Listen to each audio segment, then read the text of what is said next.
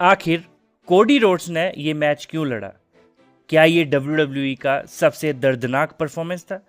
WWE history में कई legendary matches हुए हैं। अंडरटेकर की streak, John Cena versus Brock Lesnar, Shawn Michaels versus Undertaker और भी कई। लेकिन 2022 में एक ऐसा मोमेंट आया जिसे फैंस आज भी याद करते हैं। एक ऐसा मैच जिसने कोडी रोड्स को सिर्फ सुपरस्टार ही नहीं, एक हीरो बना दिया। Hello in a cell 2022, Cody Rhodes versus Seth freaking Rollins. और इस मैच से सिर्फ कुछ दिन पहले कुछ ऐसा हुआ जो किसी भी सुपरस्टार के लिए एक नाइटमेयर है। वेट ट्रेनिंग के दौरान कोडी रोड्स का राइट पेक्टोरल टेंडन पूरी तरह फट गया। मसल हड्डी से अलग हो चुकी थी। डॉक्टर्स ने सर्जरी रिकमेंड की। हर किसी को लग रहा था कि कोडी रोड्स इस मैच से बाहर हो जाएंगे, लेकिन कोडी ने एक शॉकिंग डिसीजन लिया। उन्होंने मैच लड़ने का फैसला किया। जब hello in a cell event शुरू हुआ, कोडी रिंग में आए। फैंस को अभी तक इंजरी की सिविरिटी का पता नहीं था। फिर कोडी ने जब अपनी जैकेट उतारी, पूरा एरिना एक सेकंड के लिए खामोश हो गया। उनकी पूरी चेस्ट और राइट आर्म डार्क पर्पल हो चुकी थी।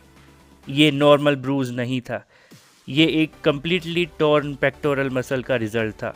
कमेंटेटर्स बहुत शॉक में थे।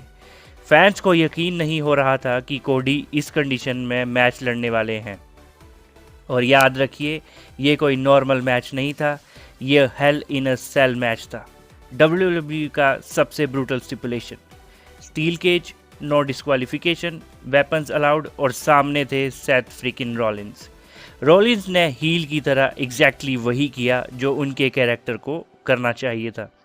उन्होंने कोडी की इंजर्ड चेस्ट को टारगेट करना शुरू कर दिया। चाहे फिर वो कैंडो स्टिक्स हों, पंचेस, स्ट्राइक्स, हर अटैक उसी इंजर्ड एरिया पर।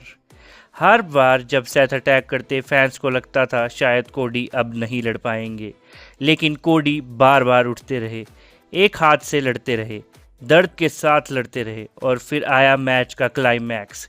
कोडी रोड्स ने सेथ रॉलिंस को क्रॉस रोड्स दिए, एक बार, दो बार और 3 बार, और फिर स्लेज हैमर का इस्तेमाल करके रॉलिंस को फिनिश कर दिया।